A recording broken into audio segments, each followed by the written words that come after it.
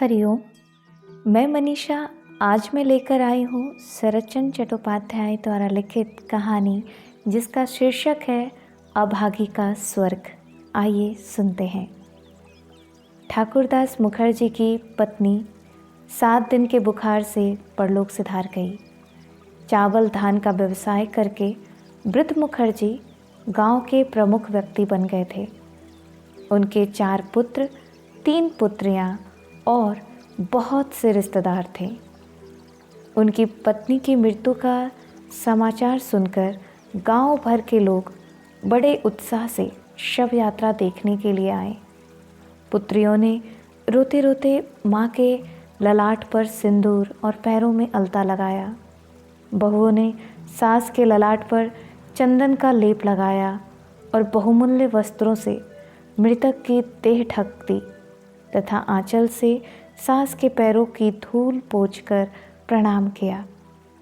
फूल और फूल की मालाओं से, सुगंध और कलरव से ऐसा लग रहा था कि मानो यहाँ कोई शोक की बात नहीं, मानो इस बड़े घर की गृहिणी अपने जीवन के 50 वर्ष पूरे करने के बाद फिर से ससुराल जा रही है। वृद्ध मुखर्जी महाशय अपनी प्रिया को अंतिम विदाई देकर अलक्ष्य भाव से अपनी आंखें पोंछते हुए शोकार्त कन्याओं और वधुओं को ढाढ़स देने लगे। प्रबल राम नाम सत्य है, राम नाम सत्य है की ध्वनि से प्रभात के आकाश को गुंजायमान करते हुए ग्रामवासी शमशान की ओर चलने लगे। एक स्त्री थोड़ी दूर पर उसके साथ शव यात्रा में चल रही थी। वह थी कंगाली की माँ।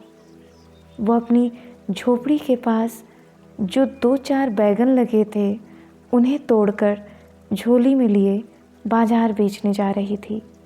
लेकिन रास्ते में ऐसा दृश्य देखने के बाद उसकी बाजार जाने की इच्छा ना हुई। झोली के बैंगन झोली में ही पड़े रहे। वो आंखें पोंछती हुई सबके पीछे शमशान में जा पहुंची। गांव के एकांत में गरुड़ नदी के किनारे शमशान था। वहाँ पहले से ही लकड़ी का स्तूप, चंदन के टुकड़े, घी, मधु, धूप, उपकरण आदि संचित थे। कंगाली की माँ छोटी जाति की थी, इसलिए नज़दीक जाने का साहस नहीं कर सकती थी। वो दूर से ही एक ऊंचे स्थान पर खड़ी होकर बड़े आग्रह से सारी अंत्येष्टि की क्रिया देखने लगी। प्रशस्त और पर्याप्त चिता पर जब शव स्थापित हुआ तो उसके पैरों की ओर देखकर कंगाली की माँ की इच्छा हुई वो अभी दौड़कर उन पैरों में लगा हुआ अलता थोड़ा सा अपने मस्तक में लगा ले। अनेक कंठों से राम नाम सत्य है, राम नाम सत्य है की ध्वनि के साथ पुत्र के हाथ से जब मंत्रपुत अग्नि संयोजित हुई तो उसकी आंखों से आंसू टपकने लगे। वो मन ही मन कहने लगी, भाग्यवान माँ, तुम स्वर्ग में जा रही हो, मुझे भी आशीर्वाद देती जाओ कि मेरी कंगाली के हाथ की अग्नि मुझे भी मिले। पुत्र के हाथ की अग्नि वो तो साधारण वस्तु नहीं है। स्वामी, पुत्र, कन्या, आत्मीय, स्वजन, दास, दासी से भरे परिवार को अपने पीछे छोड़कर ये जो स्वर्गलाभ था, इसे देखकर उसका हृदय फूल उठा। इस सौभाग्य का मानो वह किनारा ही नहीं पा रही थी। कुछ देर पहले जलाई गई चिता का अजस्र धुआं नीली छाया फेंकता हुआ कुंडलाकार में आकाश में मंडराने लगा। कंगाली की माँ को उसी में छोटे से एक रथ का आकार स्पष्ट दिखाई देने लगा। उसके भीतर जाने कौन बैठा है, चेहरा ठीक पहचाना नहीं जा रहा है। ऊपर की ओर देखती हुई कंगाली की माँ की आंखें अविरल जलधारा बरसा रही थी। इसी समय 14-15 वर्ष का एक लड़का उसका आंचल खींचता हुआ बोला, माँ, तू यहाँ खड़ी है, रोटी नहीं पकाएगी? माँ ने चौंक कर घूम कर देखा, फिर बोली, बाद में पकाऊंगी रे। सहसा ऊपर की ओर दिखाकर व्यग्र स्वर में उसने कहा, देख देख बेटा, ब्राह्मणी माँ उस रथ में बैठकर स्वर्ग जा रही है। लड़के ने विस्मय से ऊपर की ओर देखकर पूछा, कहाँ? फिर थोड़ी देर बाद बोला, धत, तू पागल हो गई है, वहाँ तो धुआं है।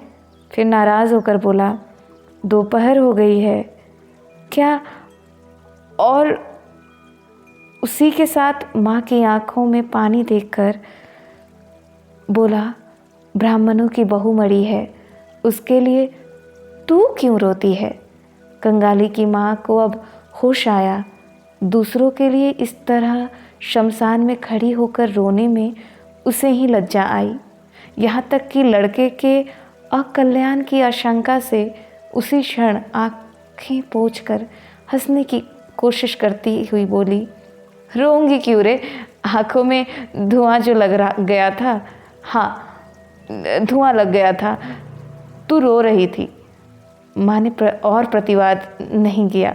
लड़के का हाथ पकड़कर नदी के घाट पर जाकर स्वयं भी स्नान किया और लड़के को भी नहलाया। फिर घर लौट आई। शमशान में सत्कार का आखिरी भाग देखना उसे नसीब नहीं हुआ। संतान के नामांकन के समय पिता माता की मूढ़ता पर विधाता पुरुष अंतरिक्ष में रहकर अधिकांश समय केवल हंसता ही नहीं है, तीव्र प्रतिपाद भी किया करता है। इसलिए जीवन भर उनके अपने नाम ही उन्हें व्यंग किया करते हैं। कंगाली की माँ के जीवन का इतिहास छोटा सा है, लेकिन उस छोटे कंगाली का जीवन विधाता के इस परिहास से छुटकारा पा गया। उसके जन्म के बाद ही माँ की मृत्यु हो गई थी। पिता ने क्रुद्ध होकर नामांकन किया, अभागी, मातृहीना, जिसका पिता व्यर्थ इधर उधर घूमता रहता है और नदी में मछली पकड़ता है, वो कैसे कंगाली की माँ के रूप में जीवित रही? यह एक विस्मय की बात है। जिसके साथ उसका विवाह हुआ था, उसे लोग रसिक बाघ के नाम से पुकारते थे। बाघ की दूसरी बाघिन थी, उसे लेकर वह दूसरे गांव चला गया। अभागी अपने भाग्य और शिशु पुत्र को लेकर गांव में ही पड़ी रही। उसके बाद वही कंगाली बड़ा होकर 15 वर्ष का हो गया। अभी उसने बेत का काम सीखना शुरू ही किया है। अभागी के मन में आशा जागी कि एक वर्ष किसी तरह अपने अभाग्य से लड़ सकी तो उसके दुख का अवसान हो जाएगा। यह दुख क्या वस्तु है?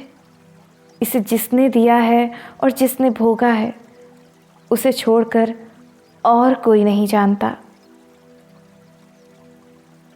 अगली भाग में कहानी के फिर मुलाकात होगी।